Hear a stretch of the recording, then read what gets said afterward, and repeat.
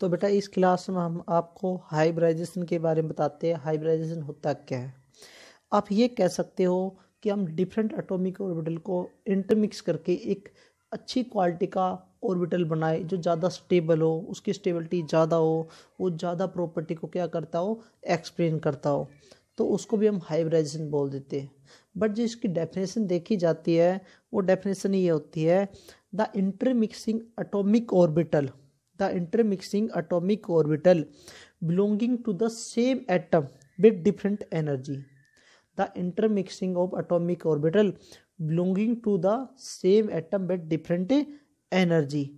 They are give a new orbital is known as hybrid orbital, and that process is known as hybridization. उस process को हम क्या बोलते हैं बेटा, हाइब्रिडाइजेशन बोलते हैं।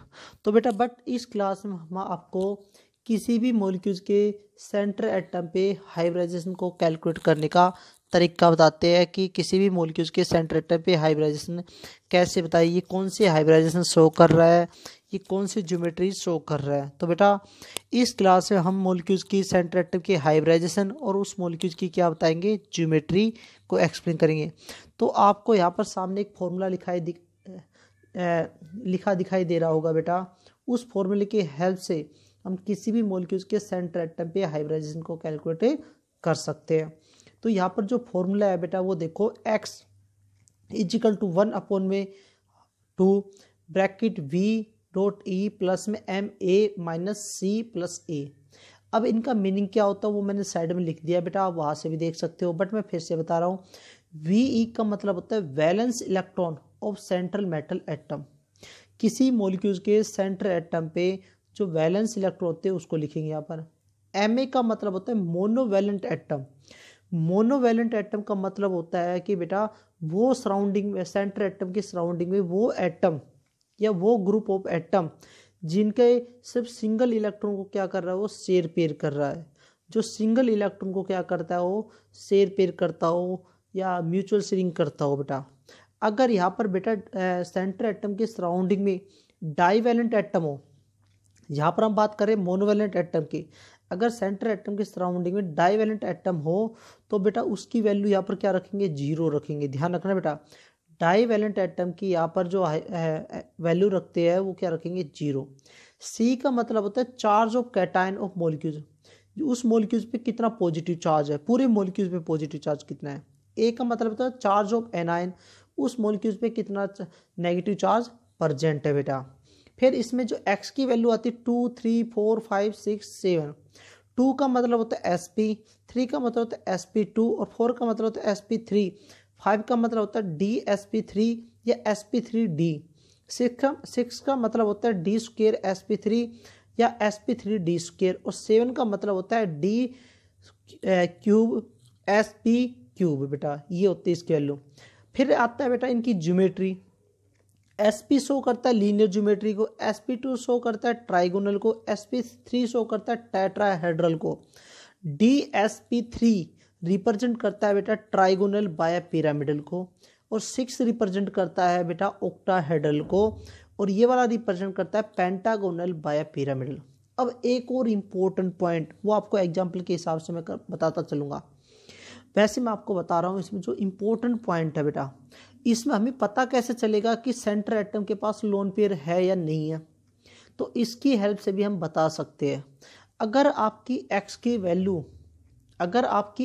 वैल्यू जो आएगी, अगर वो सराउंडिंग एटम से ज़्यादा आ जाए तो मतलब उसके पास लोन पेयर है सेंटर एटम के पास।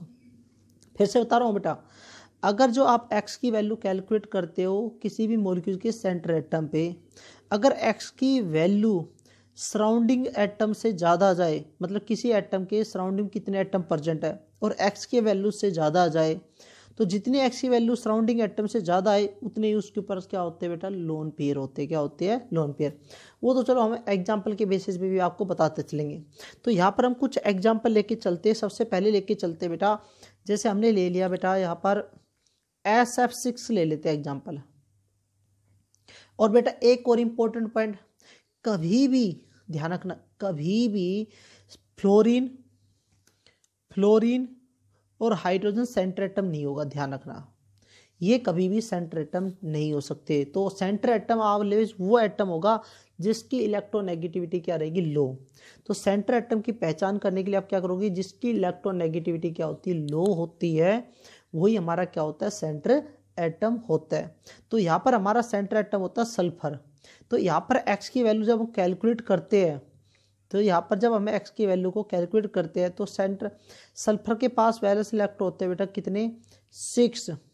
प्लस में फ्लोरीन आपको पता है बेटा सिंगल इलेक्ट्रॉन शेयर करता है, तो मोनोवेलेंट एटम है। तो मोनोवेलेंट एटम कितने बेटा, 6 रखेंगे बेटा। कितने मोनोवेलेंट एटम, 6 है। तो एम का मतलब ये होता है मोनोवेलेंट एटम सेंटर एटम की सराउंडिंग कितने है, तो 6 है, तो लिख दिया बेटा। फिर आता है बेटा माइनस चार्ज ऑफ कैटायन, इसके ऊपर कोई चार्ज नहीं कैटायन है तो 0। चार्ज ऑफ एनायन कोई नेगेटिव चार्ज नहीं है, वो भी 0।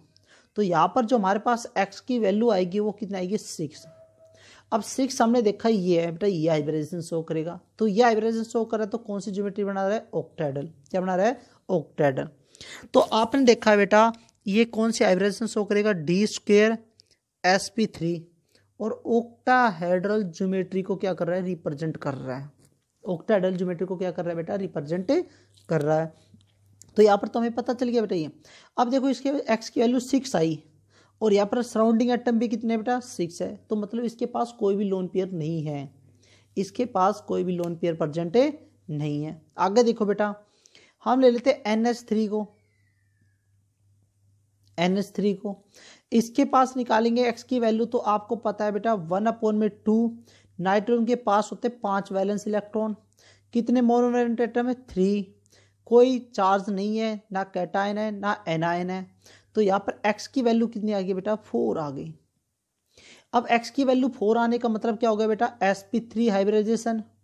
और स्ट्रक्चर कौन सी बननी चाहिए बेटा, टेट्राहेड्रल।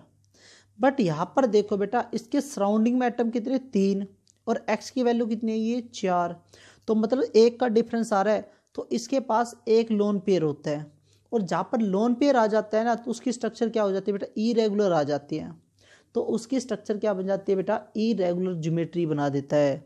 तो उसकी स्ट्रक्चर में क्या आ जाता है, डिसऑर्डरनेस आ जाता है। मतलब टेट्राहेड्रल बनानी तो चाहिए सिर्फ टेट्राहेड्रल, बट एक लोन पेयर की हेल्प से इसकी ज्योमेट्री क्या हो जाएगी, चेंज हो जाएगी। तो आप इसके हेल्प से ये भी बता सकते हो उसके पास कितने लोन पेयर है या नहीं है। अगला देखो बेटा, जैसे इसकी निकाले बेटा CO3 2 नेगेटिव, इस पर निकालेंगे तो कार्बन के पास कितने वैलेंस इलेक्ट्रॉन होते हैं बेटा, 4। प्लस में भाई ऑक्सीजन 2 लोन पेयर को शेयर करता है, तो मतलब डाइवेलेंट एटम है। तो डाइवेलेंट एटम की वैल्यू क्या रखेंगे, 0। तो अगला बेटा माइनस में कोई पॉजिटिव चार्ज नहीं है, 0। इसके ऊपर कितना नेगेटिव चार्ज है, 2, तो 2 लिख देंगे बेटा। सिर्फ नेगेटिव मत लिखना, हमें सिर्फ ये वैल्यू लेनी है। तो हमारे पास एक्स की वैल्यू कितनी आएगी, 3 आ गई। 3 का मतलब कौन सी होगी बेटा, sp2 हाइब्रिडाइजेशन होगी। और ज्योमेट्री कौन सी बनेगी बेटा, ट्राइगोनल बनेगी। कौन सी बनेगी, ट्राइगोनल बनेगी। अब यहाँ पर देखो एक्स की वैल्यू 3 आई, सराउंडिंग कितने एटम है, 3 है, तो कोई लोन पेयर प्रेजेंट नहीं रहेगा। अगला और कैलकुलेट करते हैं, जैसे NH4 पॉजिटिव, इसके पास नाइट्रोजन पास कितने वैलेंस इलेक्ट्रॉन होते हैं बेटा, 5 रख दिया। कितने मोनोवेलेंट एटम है बेटा, 4। कितना पॉजिटिव चार्ज है, 1 है बेटा। कितना 1 चार्ज है, तो माइनस, क्योंकि फॉर्मूले के अकॉर्डिंग 0। तो एक्स की वैल्यू कितनी आ गई बेटा, 4 आ गई। तो एक्स की वैल्यू 4 आई और 4 ही सराउंडिंग में एटम है, तो कोई लोन पेयर प्रेजेंट नहीं है। तो ज्योमेट्री कौन सी बनेगी बेटा, टेट्राहेड्रल बनेगी। और हाइब्रिडाइजेशन कौन सी होगी बेटा, sp3 होगी। तो ये था बेटा हमारा हाइब्रिडाइजेशन को कैलकुलेट करने का फॉर्मूला। अगर कोई प्रॉब्लम हो तो आप कमेंट करना मैसेज में, तो हम उसको प्रॉब्लम को सॉल्व कराएंगे। और आप प्रैक्टिस कर सकते हो, आप हर एक की क्या निकाल सकते हो, हाइब्रिडाइजेशन भी कैलकुलेट कर सकते हो बेटा, किसी भी सेंटर एटम के बेटा।